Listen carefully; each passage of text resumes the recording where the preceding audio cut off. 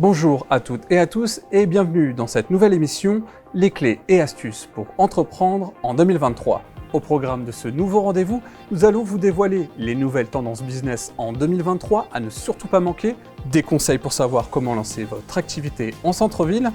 Des entrepreneurs à succès juste ici vous diront à quel moment ils ont eu la bonne idée qui a fait décoller leur business. Un auteur très connu, vous verrez, nous dévoilera les secrets pour être un super entrepreneur. Et en fin d'émission, vous saurez tout pour financer facilement son projet. Pour animer avec moi ce programme, j'ai eu la chance d'être accompagné sur ce plateau par Marianne Boula. Bonjour Marianne. Bonjour. Vous êtes directrice de la communication Les Échos, Le Parisien événement. Tout à fait. Maxime Lefebvre, fondateur de Mamad Boulangerie. Bonjour. Bonjour. Geoffrey Varembourg, entrepreneur, investisseur et coach expert en franchise, fondateur de la société Mastery. Bonjour. Et enfin, Sofiane Boustani. Bonjour. Bonjour. Président du groupe des salles Myotech. Exactement, c'est ça. Vous le verrez, certains invités n'ont pas pu être présents aujourd'hui, mais nous avons été les rencontrer au salon Franchise Expo. C'est le cas de Christophe Baraston, délégué général du club des managers de centre-ville et de territoire, et aussi de Timothée Tronet, qui est fondateur de Brand Baker et Tipa Group, président de Fresh Burritos. Nous aurons aussi l'intervention d'Olivier Roland, Bonjour. entrepreneur, investisseur, auteur et conférencier. On démarre tout de suite notre émission avec notre première invitée pour découvrir les nouvelles tendances business en 2023. Donc Marianne Boula, bonjour. Bonjour. Alors vous êtes directrice de la communication Les Échos, Le Parisien événement et donc à la tête d'une vingtaine d'événements organisés dans plusieurs villes de France comme Go Entrepreneur, pour n'en citer qu'un qui bat chaque année des records de fréquentation. Oui, exactement. On a l'édition de Parisienne le 5 et le 6 et on attend 45 000 entrepreneurs et qui viennent se rencontrer, se former et se lancer. Super. Et du coup, vous qui êtes régulièrement au contact des entrepreneurs en organisant justement cette édition de Go Entrepreneur, vous avez constaté une évolution des tendances business, voire même de nouvelles opportunités en 2023 ? Déjà, ce qu'on observe, on a lancé un sondage là avec Opinionway et BPI France à l'occasion de Go Entrepreneur, et c'est que l'envie d'entreprendre des Français reste intacte malgré le contexte de crise dans lequel on est et qui n'est pas évident. On pourrait penser qu'on a des freins pour entreprendre dans un contexte de fragilité économique, et pas du tout. On a plus d'un Français sur deux qui a envie de se lancer dans la création d'entreprise, et un Français sur quatre, et un jeune sur deux qui a envie de se lancer. Donc on sent des vraies envies. Et cette envie, elle est corrélée aussi à une évolution peut-être de notre société, de nos comportements, et donc on voit plein de business qui se développent en lien avec ces comportements-là. Que ce soit les tendances de réindustrialisation française, on est dans un contexte géopolitique qui peut-être nous pousse aussi à réindustrialiser ici, et donc il y a un vrai essor de création d'entreprises liées à cette industrialisation-là et au Made in France, parce que on peut aussi le corréler avec la notion d'impact, et là on a énormément de boîtes qui se lancent sur l'impact. Les gens veulent consommer du Made in France. De toute façon, on veut consommer du Made in France, et puis il y a plein d'opportunités. En fait, on se rend compte qu'en France, on a énormément de chance, on a presque tout à disposition, et donc le Made in France est très important. On voit que la quête de sens qui est finalement un des boosters dans l'envie de créer sa boîte, c'est vraiment je veux être mon propre patron, mais aussi je veux être en accord avec mes engagements et donc créer un business qui se relie à ça et avoir un impact sur la société. Et donc ça, c'est vraiment un des moteurs qu'on observe aussi aujourd'hui. L'impact d'avoir un impact sur la société, ça veut dire quoi Alors, avoir un impact sur la société, c'est variable. C'est soit de l'impact très global sur la consommation d'énergie, par exemple, et de se dire, on est dans un contexte où on dépense, on pollue énormément, donc trouver une boîte qui pollue moins, ou de l'impact social. On a tendance à oublier le S dans RSE et d'avoir un lien social, et donc il y a beaucoup de dispositifs aujourd'hui pour être plus inclusif, par exemple. Ça peut être des nouveaux types de business.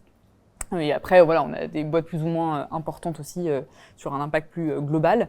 On va observer aussi beaucoup d'entreprises qui sont liées au digital et qui en fait répondent aussi à des offres de services. On voit bien aujourd'hui que dans nos comportements, on a de nouvelles attentes. On a à la fois une attente d'immédiateté, de service, et on veut être en lien tout de suite. En même temps, on a une distanciation avec l'humain, donc parfois il faut remettre aussi un peu de contact, et ça redéveloppe aussi d'autres business. On voit aussi des évolutions sur les questions de mobilité, avec des nouveaux modes de travail, notamment depuis le Covid, qui a peut-être facilité cette façon de télétravailler, mais ça a généré aussi d'autres fonctionnements dans notre quotidien. Et donc là, c'est aussi des expansions de boîtes. Et le paradoxe du télétravail, c'est d'être un peu isolé. Donc il y a aussi des développements de boîtes ou par exemple d'espaces de coworking ou d'endroits où on peut se retrouver, se fédérer. Ça, c'est aussi des choses qu'on observe beaucoup ces derniers temps. D'accord. Et du coup, est-ce que on peut parler de business émergent? Est-ce qu'il y a des business de demain pour certains secteurs précisément? Des business de demain, je n'ai pas de boule de cristal, donc je ne peux pas m'engager. Mais oui, c'est une nouvelle tendance qui sont intimement liées au comportement. Donc dans un monde dans lequel on est aujourd'hui, on voit des évolutions comportementales et donc forcément des types de business nouveaux. Après, j'ai pas je sais, et d'ailleurs, tout le monde peut réagir. Je ne sais pas si vous avez des exemples aussi de business très prometteurs. Moi, je vois on a quand même des grosses craintes aussi sur l'intelligence artificielle. On voit qu'il y a beaucoup de développement là-dessus. Dans le digital, voilà, il y a un gros sujet intelligence artificielle. Et derrière, ça peut générer plein de types de création d'entreprises. Donc, est-ce que demain, on aura à la fois des acteurs qui vont se lancer sur l'intelligence artificielle et d'autres qui vont se lancer sur la gestion et le contrôle de cette intelligence-là, et peut-être aussi tout ce qui est objets connectés. Enfin, on voit bien en domotique, on a toujours besoin de...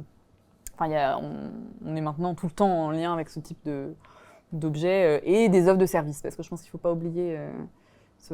le service. Après, on voit aussi des nouveaux médias, on voit des nouveaux...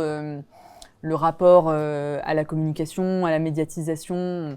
On voit bien qu'on consomme plus pareil aujourd'hui. Donc, c'est aussi des choses qui se développent. Et en même temps, un retour à la terre, avec le retour au Made in France dont on parlait tout à l'heure.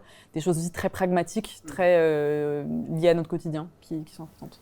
Est-ce que vous, Sofiane Boustany, vous voyez cette évolution vers le digital aussi? Vous, je sais que vous faites du sport high-tech avec l'électrostimulation. Voilà, c'est un peu dur à dire.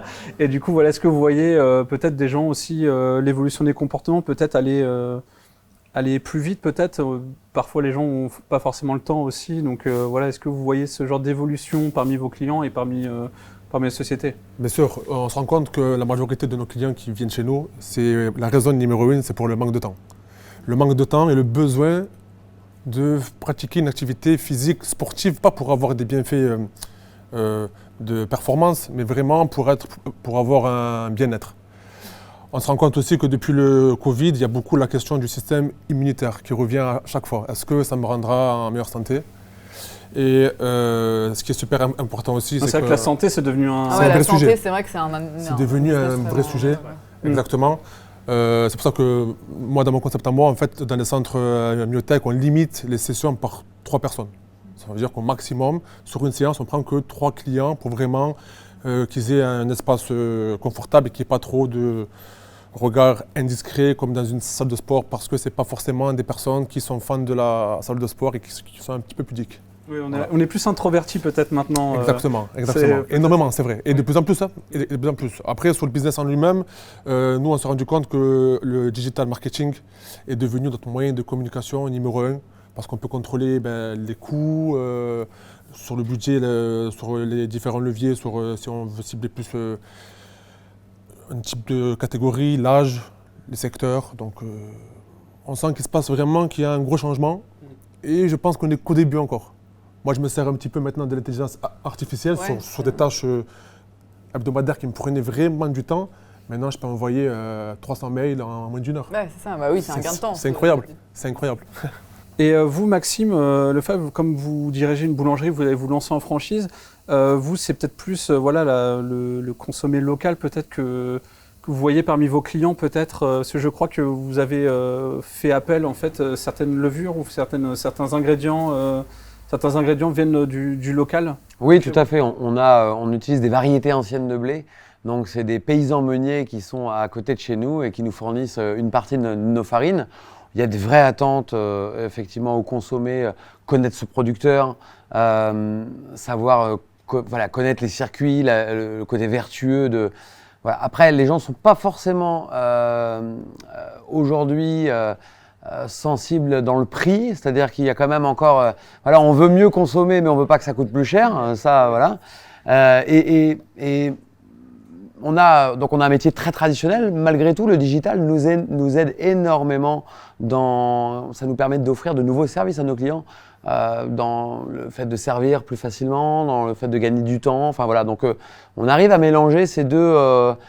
C'est assez mixte en fait, hein. On a des gens qui viennent pour à la fois parce que c'est un nouvel endroit avec des nouveaux services, et puis à la fois d'autres qui viennent pour le lien social parce qu'on a des lieux de vie et aussi le rapport aux produits et culture circuit court, quoi. Geoffrey Verembourg, vous, est-ce que vous voyez voilà, de nouvelles, par rapport à vos business à vous, est-ce que vous voyez de nouvelles tendances, de nouveaux comportements qui influencent vos différentes entreprises?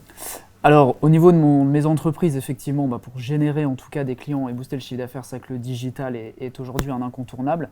D'ailleurs, c'est pour en tout cas tout ce qui est commerce physique, c'est ce qu'on appelle le phygital, c'est-à-dire comment vraiment aller chercher les gens sur Internet et les ramener dans les points de vente. Aujourd'hui, c'est vrai que au travers de mes différentes entreprises, je rebondis sur ce que disait Sofiane, mais 100% de mon budget marketing est sur le digital aujourd'hui, puisque en fait c'est scalable, on gère le budget, c'est hyper ciblé. Il n'y a plus de publicité dans la rue comme on pouvait faire avant? Non, et en fait je m'en suis rendu compte avec le Covid, puisque du coup, même quand tous étaient concernés par des fermetures, etc., on a continué après à communiquer sur du média traditionnel, mais on se rendait compte, on se disait mais où sont les gens, que font-ils même quand ça a réouvert? En fait, les gens sont chez eux sur leurs écrans, en fait, sur leur smartphone. Et on a vu cette habitude se développer, même dans la rue, même quand vous avez un bon emplacement, c'est pas impossible que les gens passent à côté de votre magasin, la tête dans le téléphone, en fait. Donc, ne voient même plus votre PLV. Donc, en fait, c'est là qu'il faut aller les chercher. C'est où est, entre guillemets, le cerveau disponible et l'attention, et aller communiquer sur les supports comme Google, Facebook, Instagram, etc. Et c'est là-dessus qu'on va les interpeller et qu'on ramène, pour autant, les clients en magasin et d'avoir une stratégie. J'appelle ça store magnète, en fait, c'est comment on va mettre un produit ou un avantage gratuit ou un bilan, quelque chose comme ça, qui va quand même faire déplacer la personne jusqu'au point de vente. Voilà. Donc là, en tout cas, en termes de changement d'acquisition client, le Covid a vraiment bouleversé les choses et a fait basculer complètement, en tout cas pour ma part, les budgets marketing. Est-ce que vous voyez d'autres tendances qui se dégagent un peu en 2023? Est-ce que vous pensez à quelque chose d'autre?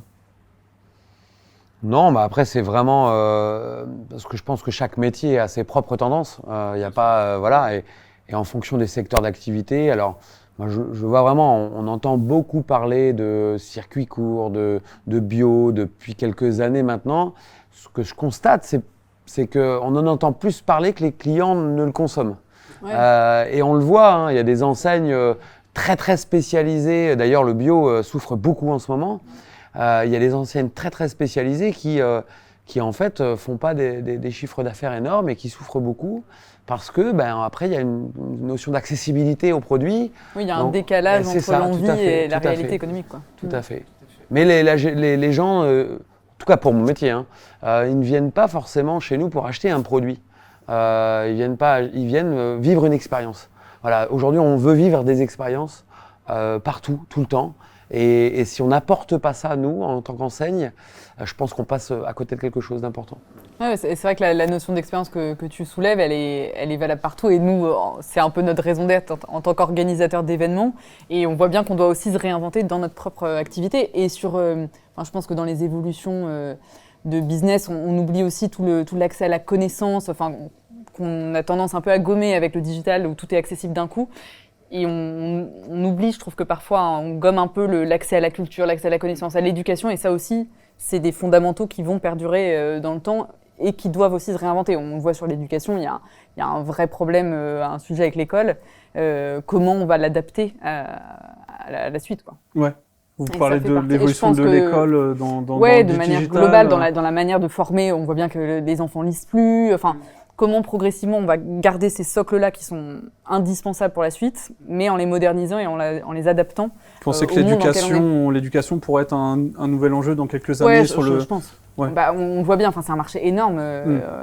il y a des enfants tout le temps qui apprennent, même le lieu Il y a des clients tout de le l'école est à repenser aussi peut-être. Enfin, et donc c'est valable. Enfin, tous ces grands domaines, que ce soit la santé qu'on évoquait tout à l'heure, la santé, l'école, l'accès à la justice, enfin tout ça est en train de bouger. On le voit bien, la transformation administrative a déjà beaucoup évolué avec des applis comme France Connect qui nous connectent, mais on est aussi dans un pays qui vieillit.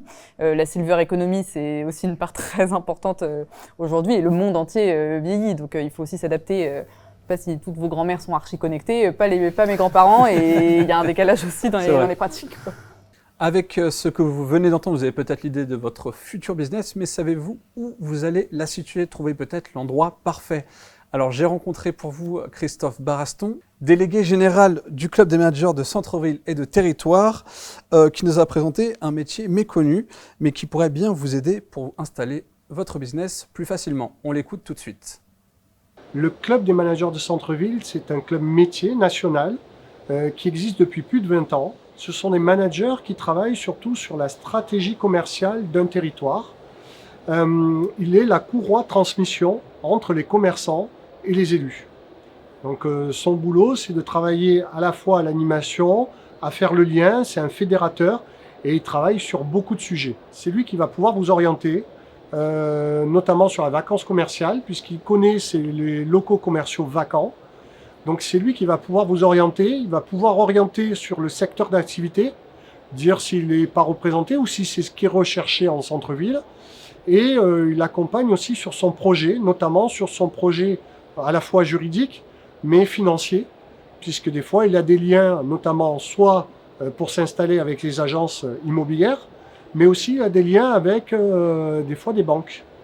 Et donc du coup, ça permet aussi aux porteurs de projets d'être en lien avec tous les acteurs qui peuvent l'aider à s'installer. Effectivement, parfois, on a des porteurs de projets qui ont une vague idée du secteur qu'ils veulent faire, qui n'ont pas forcément de budget, qui ne connaissent pas la zone de chalandise, qui sont intéressés par ce territoire, mais ils seraient bien intéressés par un autre territoire, qui ne savent pas exactement où s'installer. Donc effectivement, il faut avoir quand même un minimum, avoir mûri son projet, mais une fois qu'il est mûri, il faut foncer. Et effectivement, celui qui va vous apporter pas mal d'informations et les clés pour décoder le territoire, c'est vraiment le manager de centre-ville.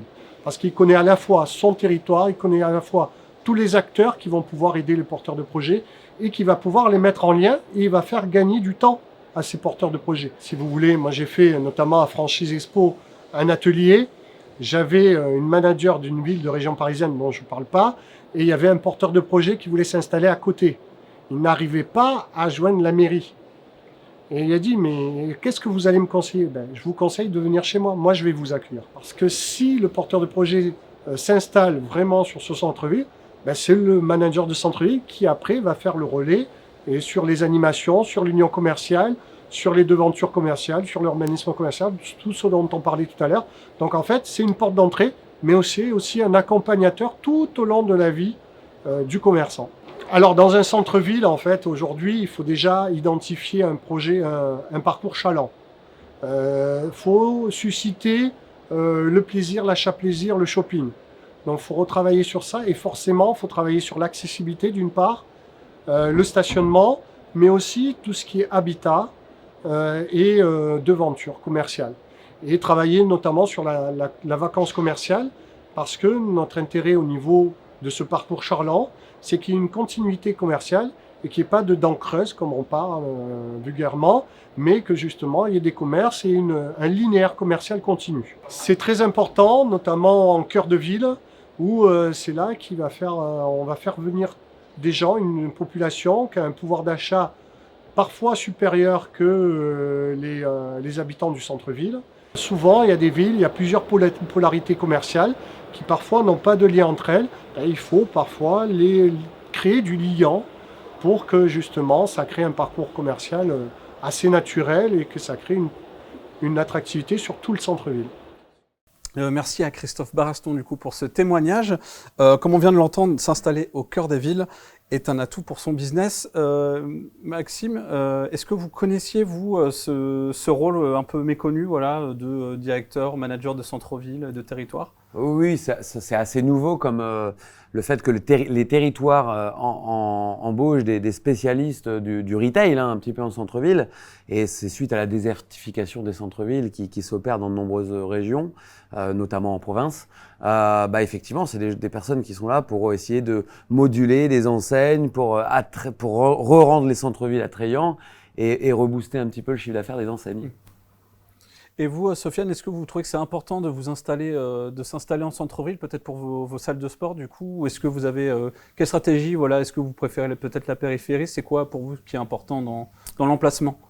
Pour nous, ça va dépendre surtout du secteur géographique. Si on s'implante en centre-ville, on va plutôt cibler vraiment les piétons. Donc vraiment des zones où il n'y a pas trop de parking, où c'est un peu compliqué. On préfère les petites zones en fait en périphérie parce que nos clients chez nous manquent de temps, donc ils n'ont pas trop le temps de chercher une place. Ils préfèrent se garer vite. Chez nous, les séances durent entre 20 et 25 minutes.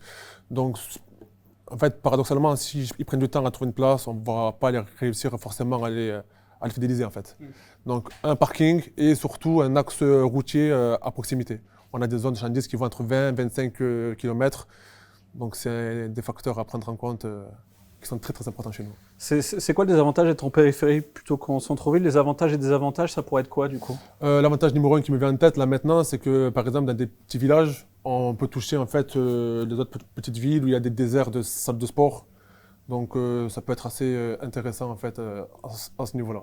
D'accord, d'être vraiment axé sur peut-être un axe routier. Exactement. Où il y a plusieurs voies qui passent et ça peut être un avantage pour certains entrepreneurs. Exactement, c'est ça. Encore une fois, je pense que ça dépend vraiment du secteur d'activité, de la cible de clients choisie.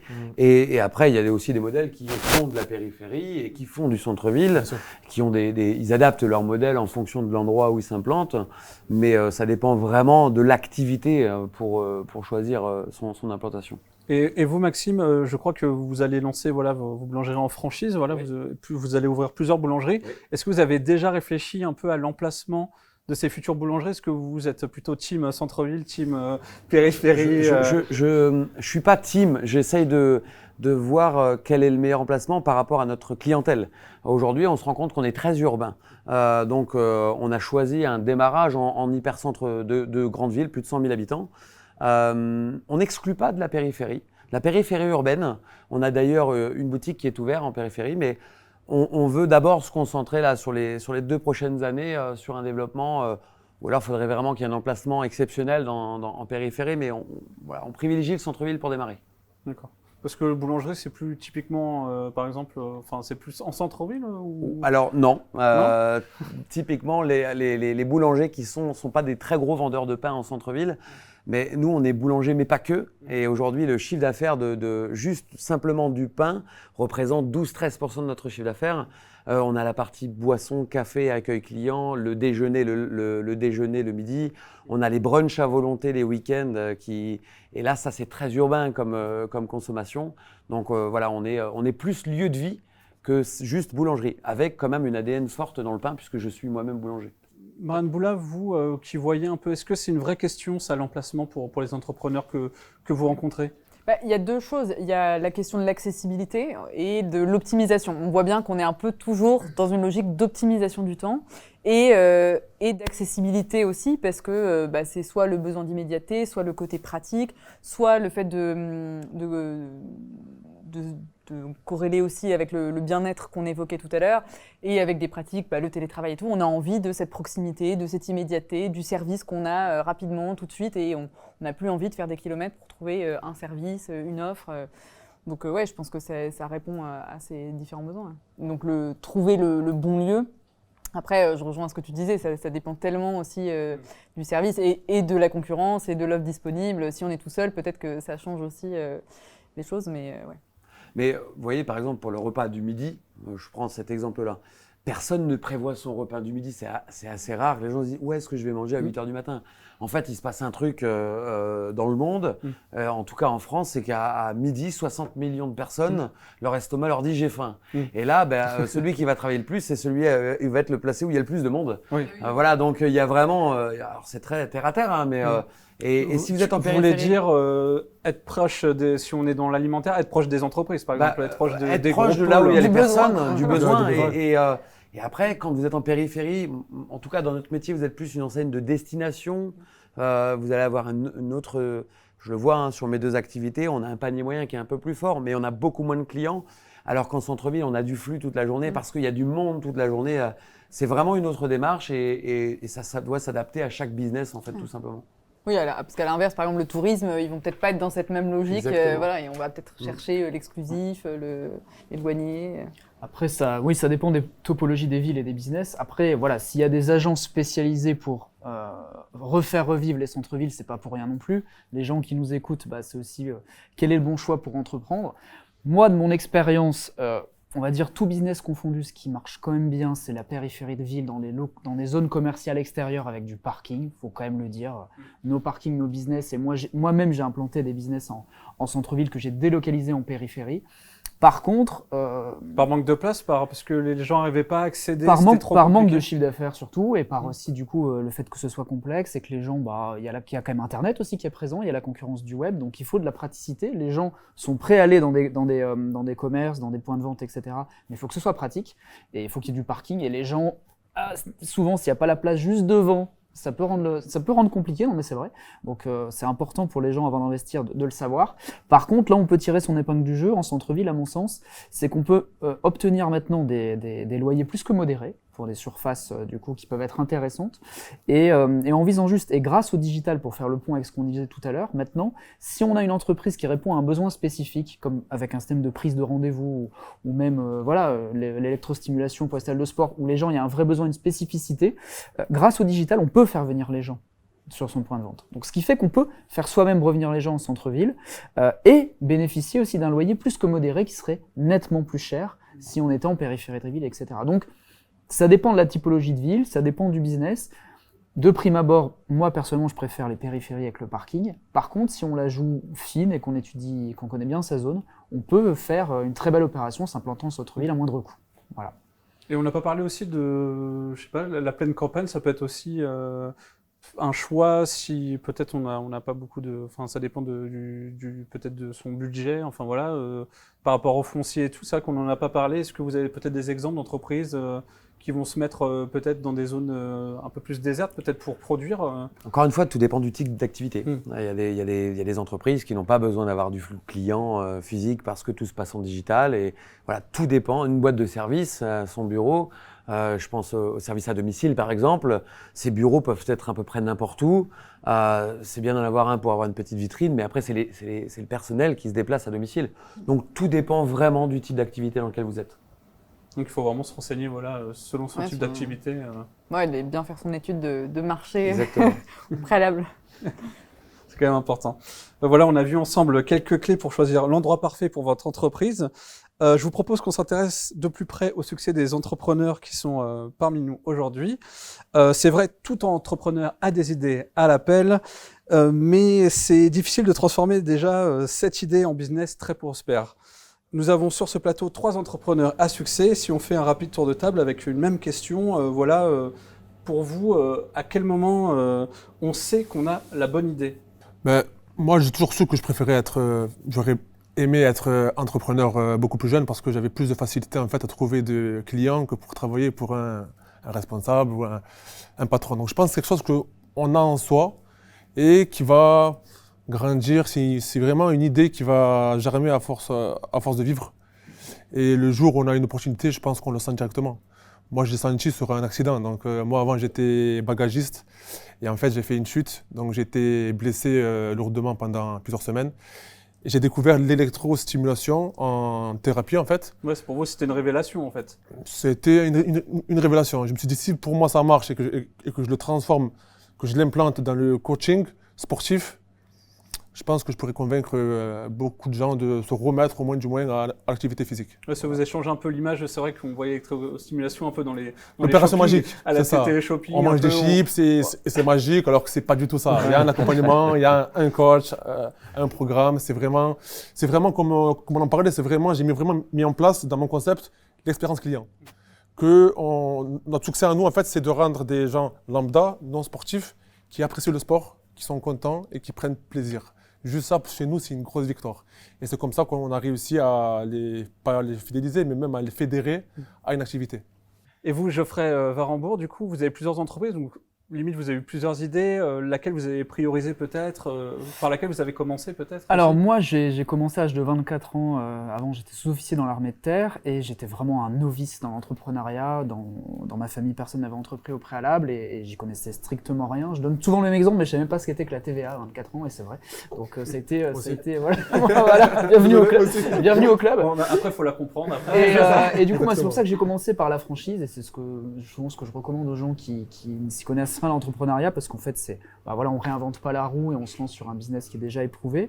Et après, la bonne idée, on le sait surtout quand le projet est aligné. C'est-à-dire aligné avec ses valeurs, avec ses objectifs aussi, objectifs de rémunération, objectifs de qualité de vie et des contraintes du métier. On n'a pas les mêmes contraintes qu'on a à la boulangerie ou qu'on a dans le bien-être ou qu'on a dans le sport, que ce soit au niveau des horaires, etc. Voilà. Et il y a des contraintes qu'on est prêt à accepter, d'autres non. Et puis après, il faut aussi que ce soit aligné avec son budget. On peut pas, moi j'avais très peu d'économies à l'époque, on peut pas décider de monter une multinationale avec 15 000 euros, quoi. Donc il faut aussi être cohérent et garder les pieds sur terre. Par contre, ça a été le déclencheur. Avec mon épouse, on a pu ouvrir 18 unités de la franchise qu'on a rejoint dans le secteur de la diététique et la nutrition.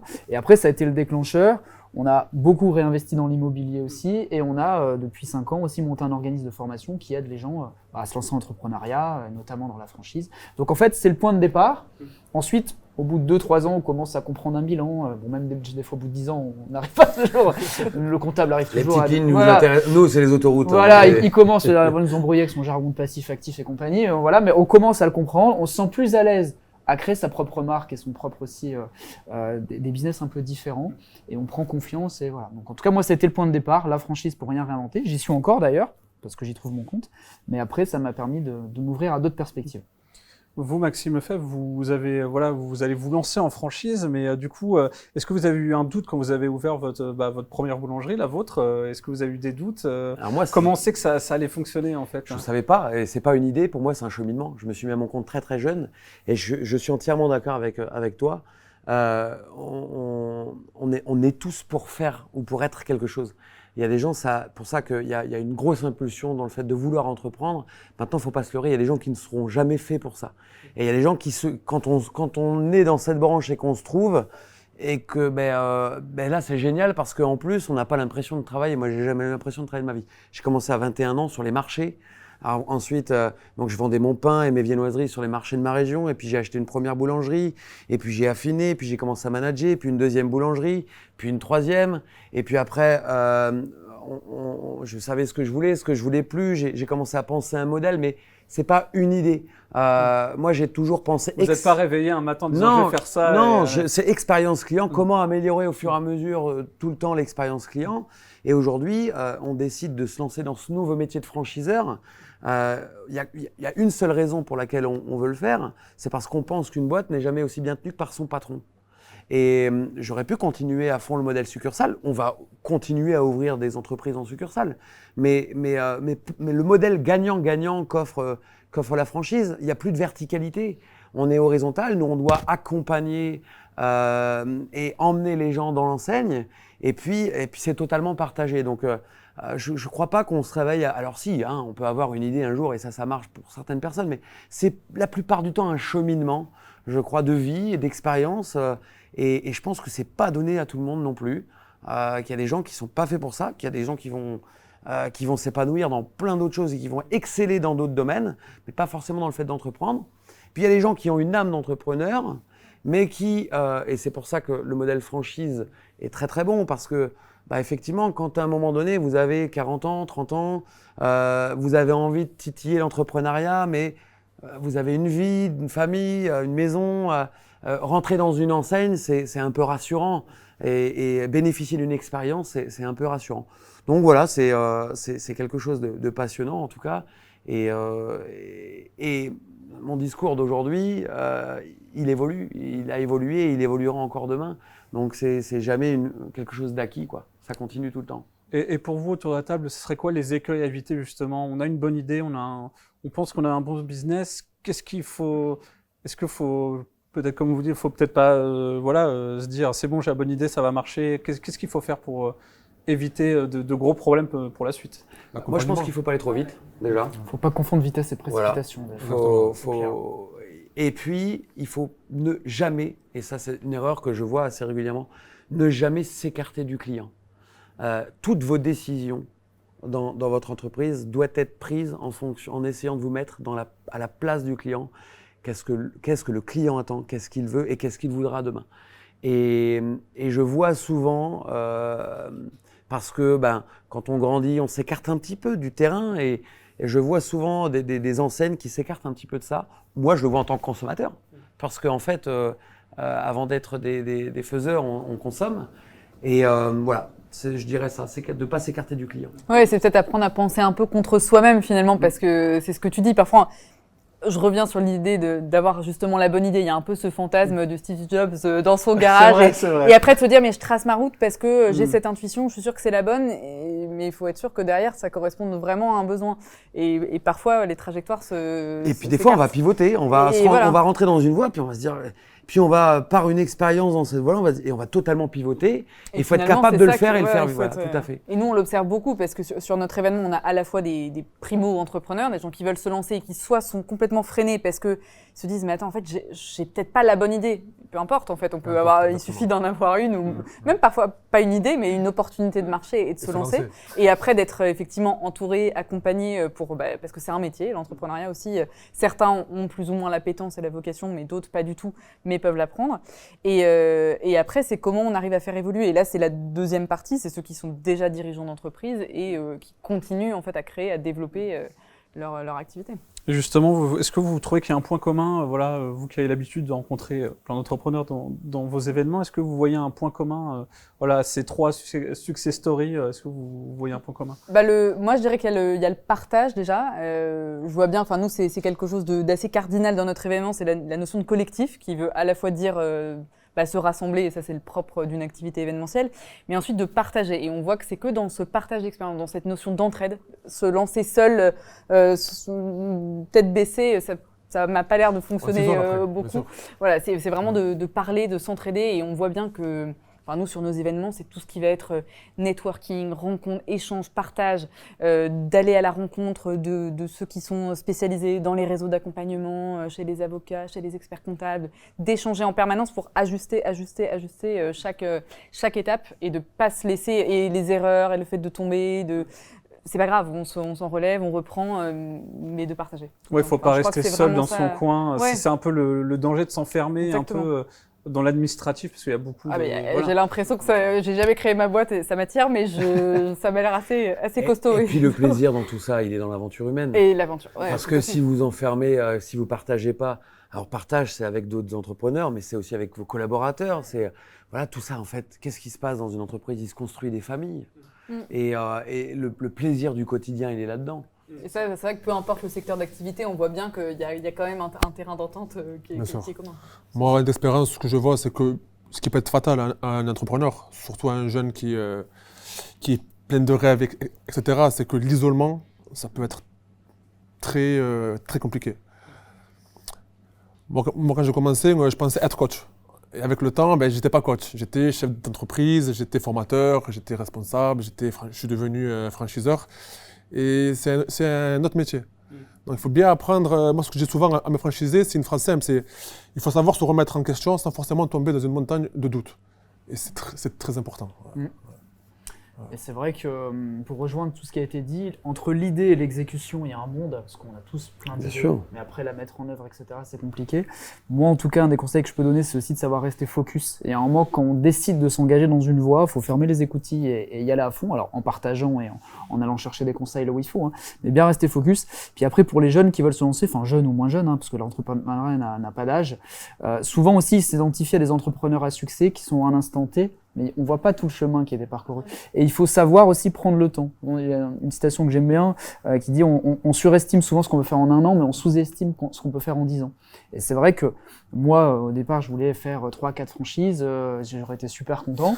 Et puis au début, on voit que c'est plus galère que prévu, etc. Mais finalement, au bout de 10 ans, je suis beaucoup plus haut que ce que j'imaginais au départ. Mais en fait, ça se construit dans le temps.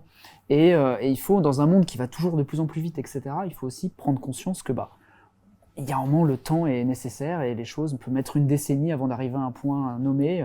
Et les entrepreneurs qui nous font rêver, oui, on voit ce qui se passe sur les plateaux télé ou sur les journaux, sur les réseaux sociaux, mais tout ce qui est immergé au fond de l'iceberg et toutes les galaxies, on les voit pas. Les échecs, mais c'est ce qui est de la partie de l'aventure. Et l'entrepreneuriat, pour moi, ça fait partie des dernières aventures humaines. On connaît le moins de centimètres carrés de la planète. Maintenant, on vise la Lune et Mars, etc. Enfin, il reste plus grand chose à conquérir. Et l'entrepreneuriat fait partie de ces dernières aventures à mes yeux. Donc, mais celui qui réussit, c'est celui qui se relève le plus souvent. Ouais. Parce que les échecs, on en a tous et il en faut parce qu'il fait apprendre beaucoup. C'est des leçons. Et il faut rien lâcher. Et celui qui réussit, c'est celui qui sait se relever. C'est ça. C'est celui qui sont 7 fois mais qui se relève 8 fois. L'abnégation. Justement, on va en parler juste après dans la partie 4. Je voulais juste rajouter un autre témoignage en fait justement à ces réponses passionnantes. Pour cela, nous avons rencontré au salon Franchise Expo Timothée Tronet, qui est fondateur de Brent Baker et Tipa Group. Voilà, on l'écoute tout de suite. Même les plus belles success stories ont connu des difficultés ou en connaîtront. Donc il faut toujours se préparer à se dire que oui, on se jette dans l'aventure, on se jette dans le vide. Quelque part, il va falloir pouvoir s'adapter pour pouvoir y arriver. Je pense qu'il faut passer du temps en amont quand même à échanger avec des bonnes personnes, à essayer d'avoir un bon réseau, à essayer quand même de bien choisir le secteur d'activité dans lequel on se lance parce que il faut quand même un côté passion. Il faut aimer ce qu'on fait pour pouvoir ensuite être bon dans son domaine. Donc en fait, moi j'ai fait des études d'ingénieur et de commerce et j'ai vécu pendant 6-7 ans sur le continent américain.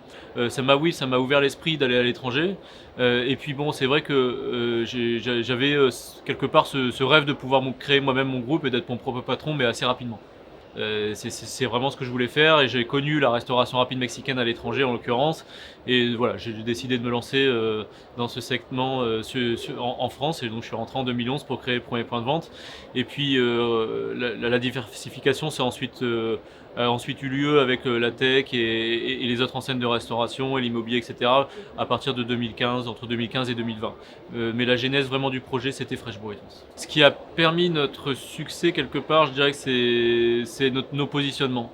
On a toujours eu des positionnements différenciants. On s'est toujours mis quelque part là où il y avait personne. Quand on s'est lancé dans la technologie, dans la géolocalisation, à indoor-outdoor, on savait qu'on était le seul acteur sur ce segment.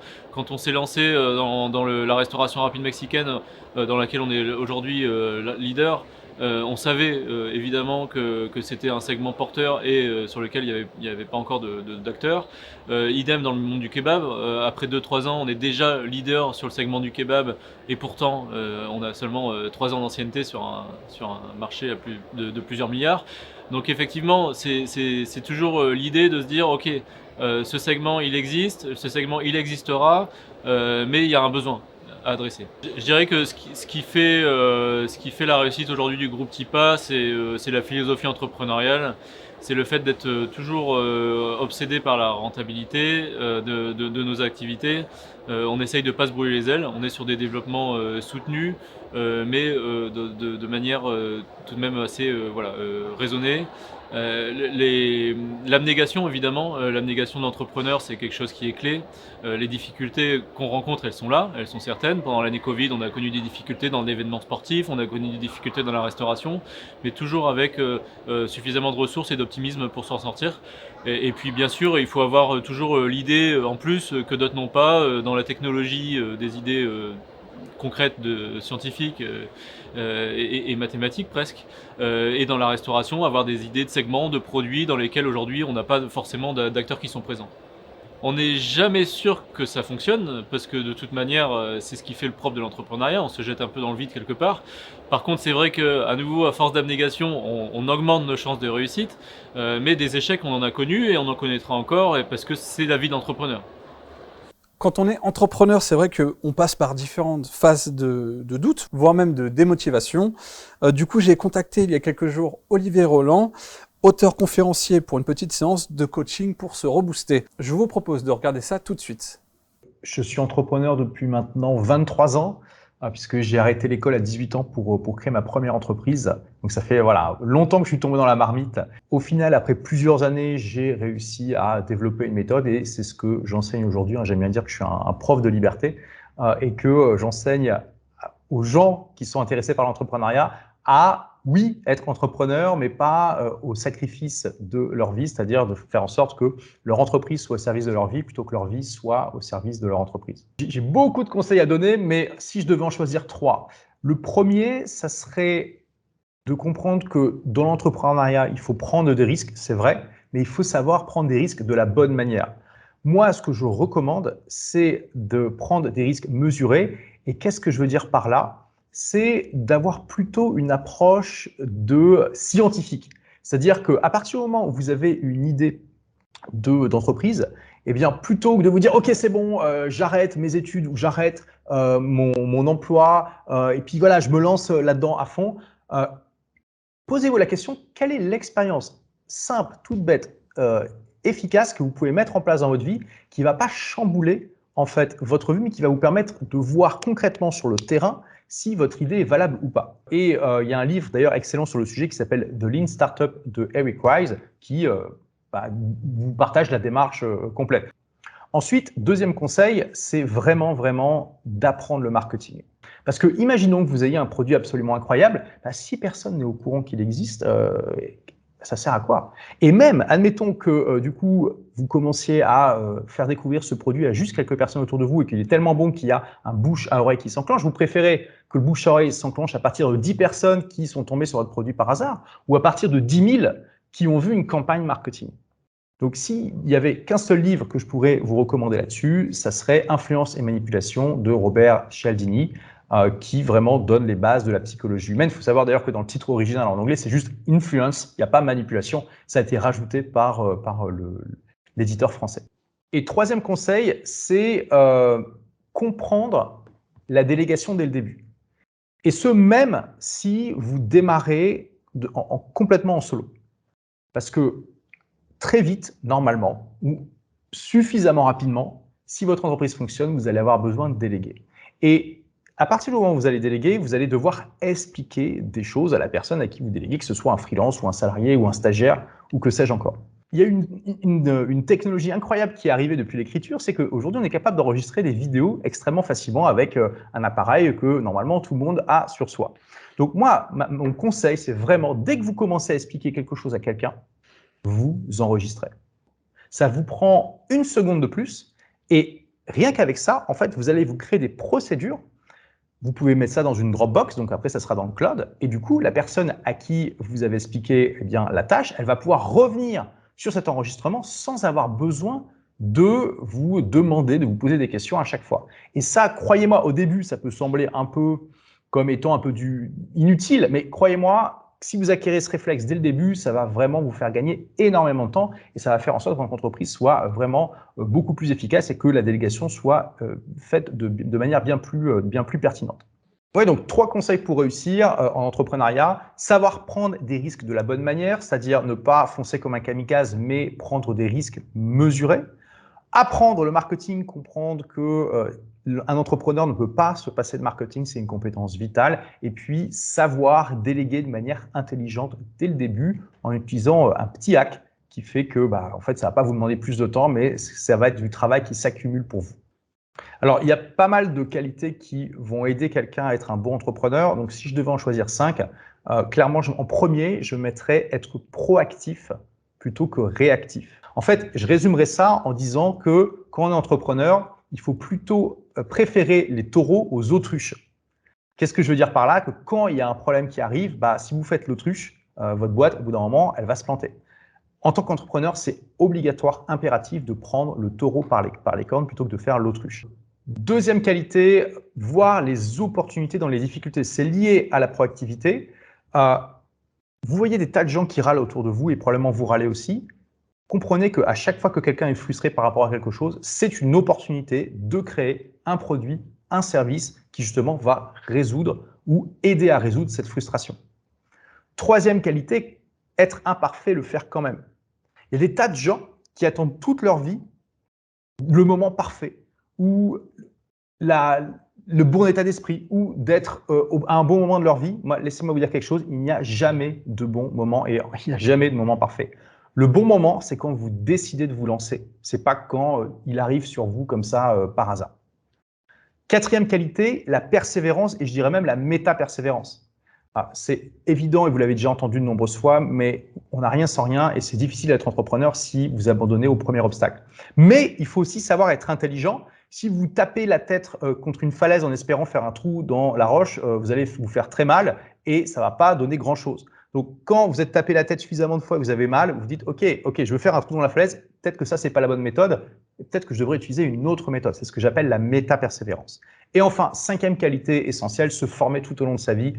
C'est vraiment pour moi extrêmement important. C'est pour ça que je vous ai recommandé quelques livres, parce que vraiment, c'est important de lire, de suivre des formations, de rencontrer d'autres entrepreneurs, et pas seulement des entrepreneurs d'ailleurs, pour toujours ouvrir son esprit, apprendre de nouvelles méthodes, de nouvelles techniques et appliquer ça dans son entreprise.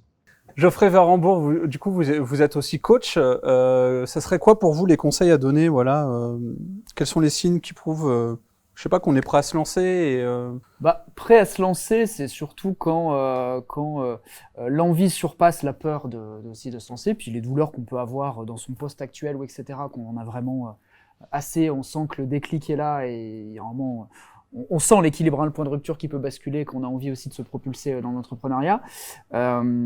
Et par rapport à la baisse de motivation, etc., ce qu'il faut déjà, pour ma part, comprendre, c'est que c'est un incontournable dans le monde de l'entrepreneuriat. C'est-à-dire que c'est jamais en ligne droite, c'est vraiment des hauts, des bas, des hauts, des bas, des hauts. Et ça, même dans une semaine, vous pouvez dire, c'est bon, mon business, il va cartonner le mardi, et le samedi, dire, oh putain, mais je vais déposer le bilan si ça continue comme ça, c'est pas possible. Le Covid, ça a été un ascenseur émotionnel. Ça a été un ascenseur émotionnel Ouais, incroyable. En fait, ça fait partie du jeu.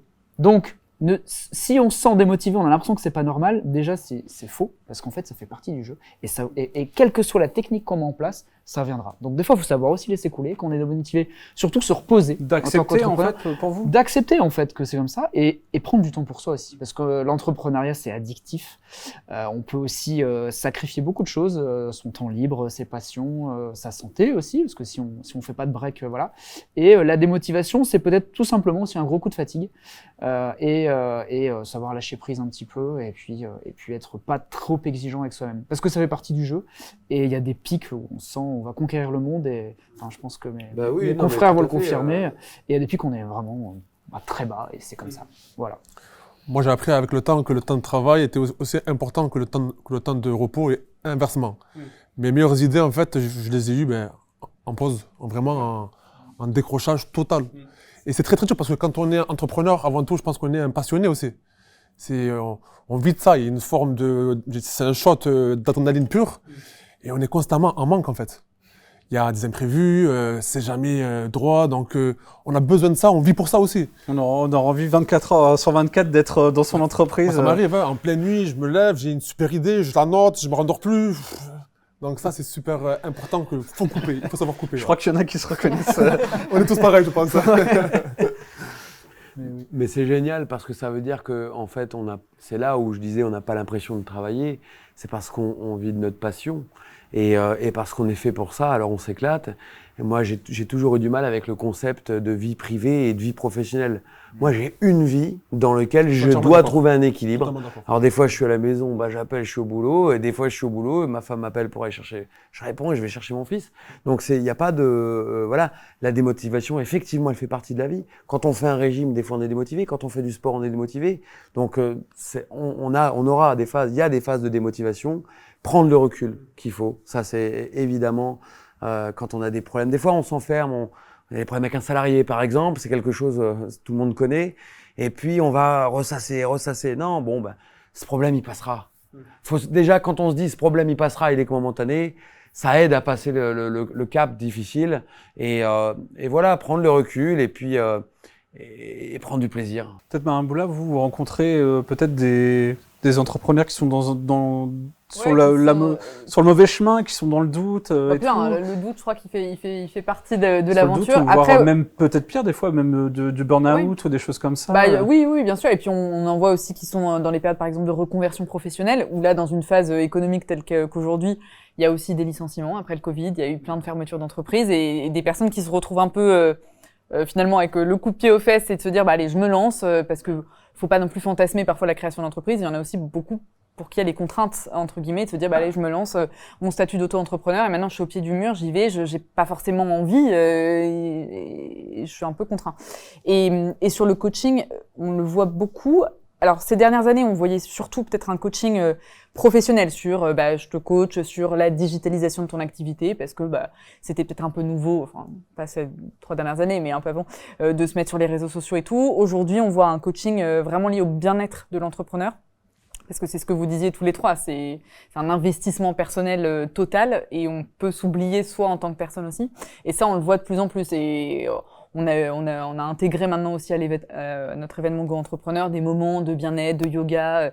Et on voit qu'il y a de plus en plus de livres aussi. Il y a une littérature sur ça, sur le bien-être de l'entrepreneur, sur la santé, sur trouver ces moments de pause, d'entraide. Et là aussi, le fait de parler, de partager aide énormément. Et nous, on voit tous les profils sur l'événement. Donc c'est vrai que c'est un peu un échantillon de la société entrepreneuriale, si on peut le dire comme ça, et qui est assez intéressante parce que finalement, on voit des traits communs là aussi, et c'est des étapes qui sont normales. Il faut aussi pas savourer l'échec ou savourer le moment de bas, mais c'est ce qui permet de remonter aussi derrière, quoi. Et vous direz quoi justement à quelqu'un qui est peut-être un peu du mal et tout, qu'est-ce qu'il faut faire? Moi, je suis pas coach. Oui, je l'orienterai en revanche. Vous l'orienterez vers qui alors? Vers quel peut-être un organisme? Ouais, il y a énormément d'organismes qui existent, notamment tous les réseaux d'accompagnement qui sont là justement pour être un peu pas les garde-fous, mais être un peu les structures référentes si besoin. Et puis après, sur le business du coaching, c'est énorme. Aujourd'hui, il y en a énormément. Peut-être que toi qui es coach aussi, tu sauras peut-être dire plus d'éléments là-dessus, mais en fait, il faut, je pense, se créer un peu ces repères. Et puis, j'observe aussi dans ce que j'entends et dans les acteurs qu'on voit, la mise en place de rituels qui peut aussi aider. Et ces repères-là, on peut les avoir par des acteurs, soit qui sont connus, des institutionnels, mais aussi par son entourage, par ses pairs aussi, d'autres entrepreneurs qui vont nous conseiller.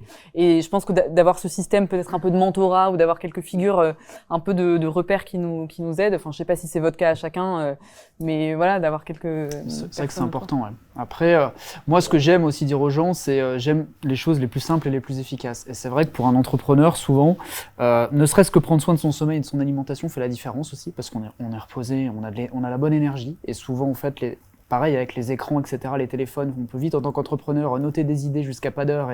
Et en fait, des fois, c'est tout simplement le manque de sommeil qui peut aussi créer une spirale négative. Couper avec les personnes toxiques aussi, que ce soit des fois même des salariés, des collaborateurs, des associés, etc. Mais il y a des gens qui vous prennent aussi de l'espace mental, et il faut savoir aussi le couper parce que du coup, il y a le psychologique qui est hyper important. Et ça, c'est des choses qui sont apportées à tout le monde. Prendre soin de son alimentation, de son sommeil, et des relations qu'on peut avoir aussi avec son entourage. Et déjà, quand vous faites ça, vous avez quand même beaucoup moins de probabilité d'avoir des phases de down et surtout d'abandonner. Voilà. Est-ce que autour de la table, vous pensez qu'il y a un esprit d'entrepreneur? Est-ce que ça se travaille pour vous? Est-ce qu'il y a quelque chose à faire? Est-ce qu'il faut se mettre peut-être dans l'optique de dire je vais entreprendre? Est-ce qu'il y a un peu un switch à faire au niveau de sa méthode de travailler? Peut-être si on vient du salariat, peut-être. Est-ce qu'il y a quelque chose à travailler là-dessus? Moi, j'ai vu une grosse différence. J'ai eu vraiment une grosse rupture quand je suis passé du salariat à l'entrepreneuriat. Tous les matins, j'avais mes tâches, je savais ce que je devais faire. Quand je suis devenu entrepreneur, c'était vraiment un océan pour moi. Donc, je pense que se mettre un lifestyle, je reviens sur ce que tu as dit, c'est extrêmement important. Je pense que le mental, il travaille de façon aussi profonde que le physique. Et il faut vraiment avoir une ligne directrice, en fait. Moi, ce qui m'a beaucoup aidé, c'est que j'avais à l'époque un tuteur, grâce au réseau France Initiative, qui accompagne aussi les jeunes entrepreneurs. Et en fait, sur la transmission de son expérience, m'a un peu remis un petit peu sur les rails, en me disant ne te perds pas, ne fais pas tout et n'importe quoi. Il y a beaucoup de tâches qui vont te prendre du temps, que tu y consacres énormément, que tu peux faire vraiment. Faut apprendre à prioriser les tâches en fonction de son importance. Avec l'âge, j'étais jeune, on n'a pas forcément la lucidité et le recul pour savoir comment faire. quelle tâche est plus importante. Donc je pense qu'il y a un vrai travail sur soi à faire, une éducation aussi, et s'imposer un lifestyle. Ouais. Moi, ce qui m'a aidé, moi, personnellement, c'est la stratégie du « et au pire des cas, qu'est-ce qui se passe ?» Quand je me suis dit ça, je me suis dit « au pire, je vais me lancer ». J'en avais très envie, et je te rejoins sur un fait que je pense que tout le monde n'est pas fait forcément pour être entrepreneur. La seule problématique, c'est qu'on ne le sait pas tant qu'on ne l'a pas fait, souvent. Donc par contre, je recommande à tous ceux qui en ont envie de le faire. Pourquoi ? Parce qu'au moins, on teste, et même si on se plante, on n'aura pas de regrets, on vivra de façon beaucoup plus paisible. Et c'est ce que je me suis dit. Je me suis dit, j'en ai vraiment envie. Si je le fais pas, ça va me ronger toute ma vie. Et je vais devenir un vieil aigri. J'ai vécu ça.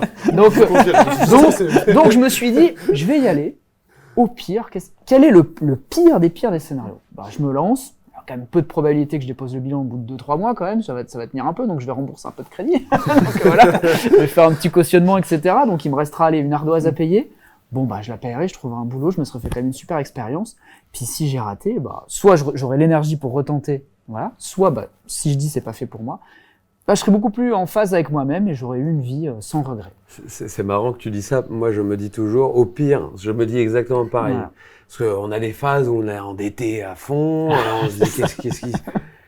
Et puis moi je me dis au pire j'irai faire du pain sur une plage à Punta Cana. Voilà. Et je me dis ça. Il y a pire dans la vie. Voilà. Et je ferai manger ma famille et ça m'aide vraiment à relativiser. Non, faut apprendre à se connaître, je crois. Savoir, faut vraiment. Moi, j'ai fait pas mal de développement personnel sur le soi en fait et ça aide aussi à apprendre. De moins se tromper de direction parce qu'on sait que ça va pas nous correspondre ou tu vois tu disais tant qu'on ne l'a pas fait on ne le sait pas. Quand on apprend à se connaître en amont on peut déjà avoir des pistes sur quoi on est. Et d'ailleurs je crois fondamentalement que l'éducation, c'est pas pour l'éducation mais nos enfants au lieu d'essayer de leur mettre dans la tête des maths, du français, alors il en faut attention, mais on devrait essayer de les apprendre à se découvrir pour essayer de les pousser vers les filières sur lesquelles ils vont s'épanouir. Et c'est un petit peu pareil.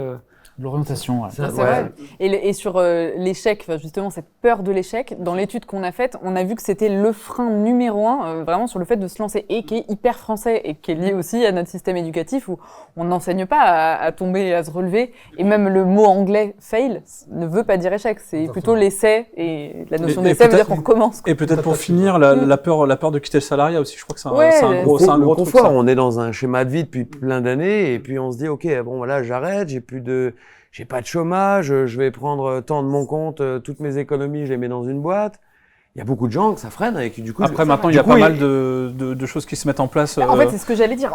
En France, on a quand même une chance énorme, c'est que l'offre existante pour nous aider à créer notre boîte est énorme. En fait, il y a peu de raisons qui fait qu'on se dit, en fait, ça va nous ruiner ou ça va nous tuer. Et finalement, si on regarde bien, il y a beaucoup de choses. Après, il y a un vrai problème avec l'échec en France. Il y a aussi une réalité. Alors, c'est culturel, mais c'est aussi la réalité, même au niveau des banques, etc. Ouais. L'entrepreneur français qui est dans la phase d'échec, etc., on lui ferme rapidement des portes. Oui, moi, je sais ce que je parle, puisque le seul bilan négatif que j'ai sorti, c'était pendant le Covid, par exemple.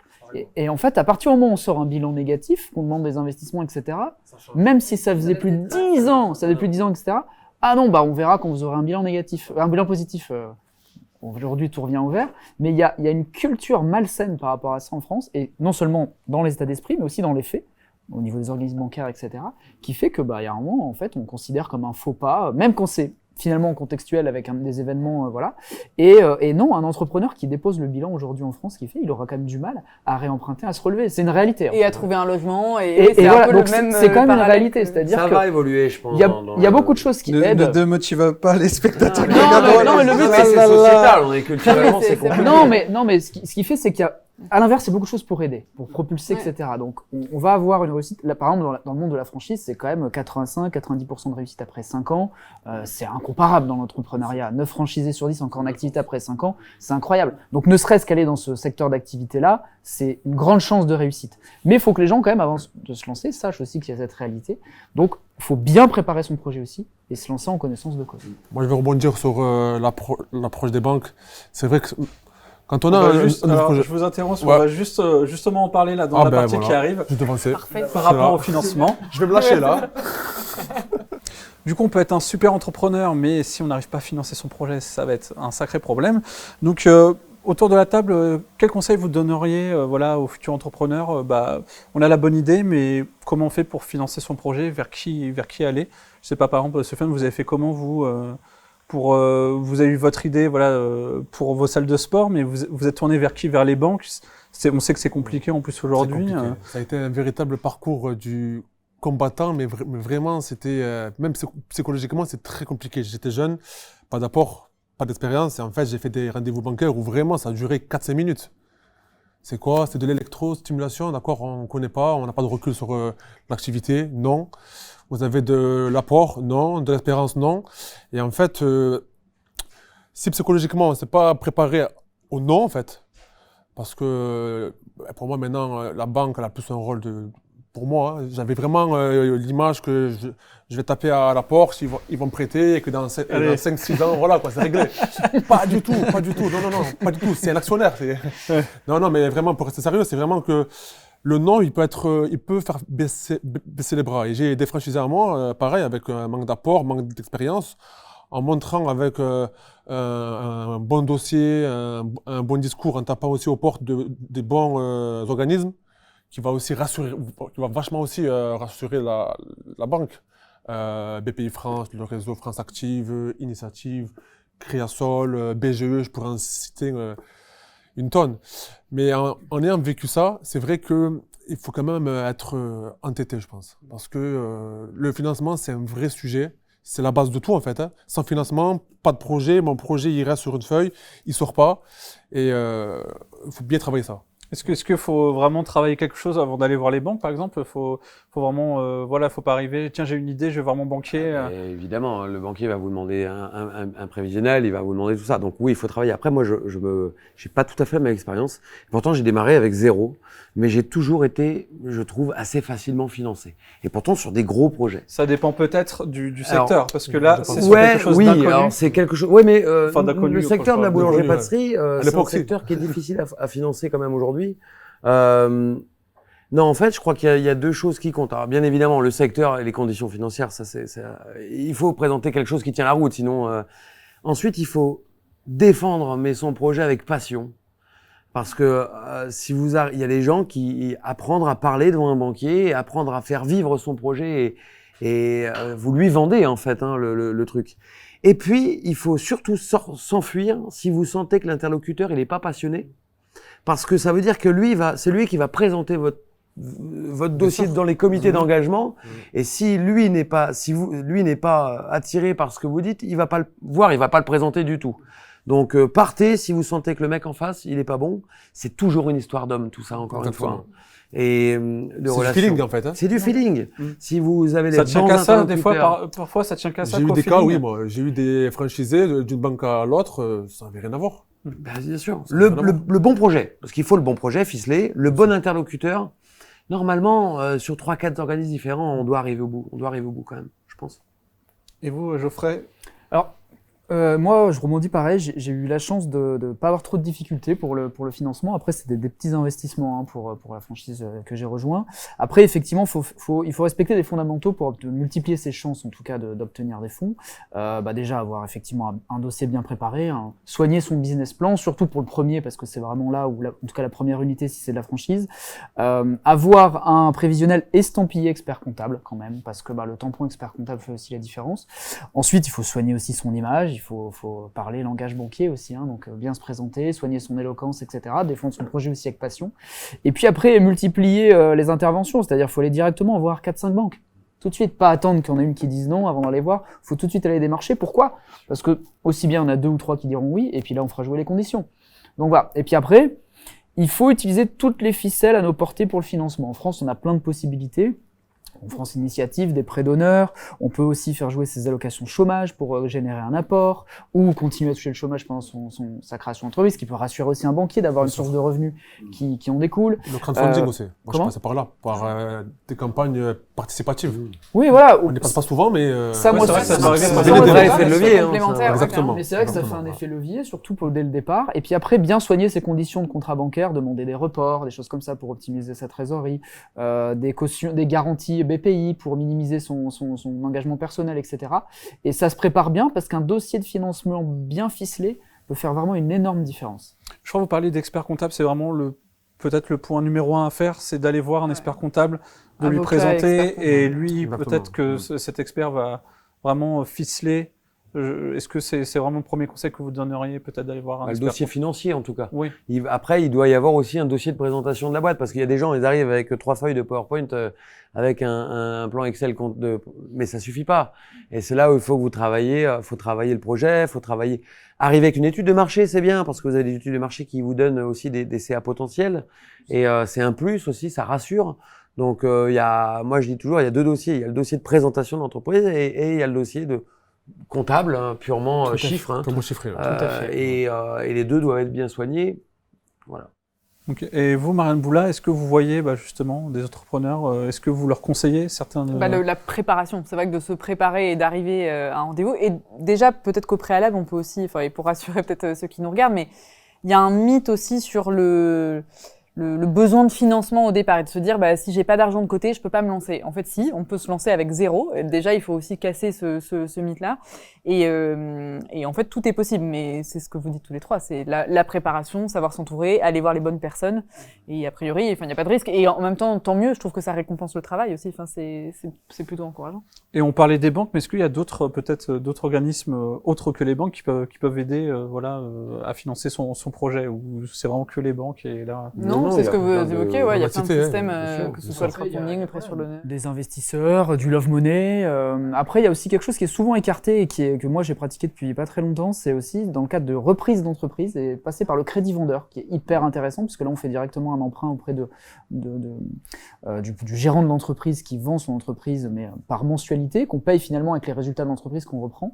Ça permet aussi de se lancer avec pas grand-chose, et c'est aussi un très bon moyen d'investir et de reprendre une activité déjà en place. Donc voilà.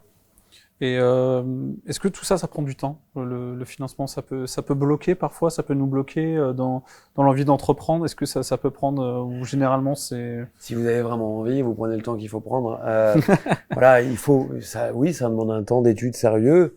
Après, il n'y a pas de timing spécifique à ça. Mais c'est un dossier, donc c'est pas... Vous faites d'autres choses à côté, j'imagine. Bien évidemment, vous passez pas 8 heures par jour sur votre PC, et puis...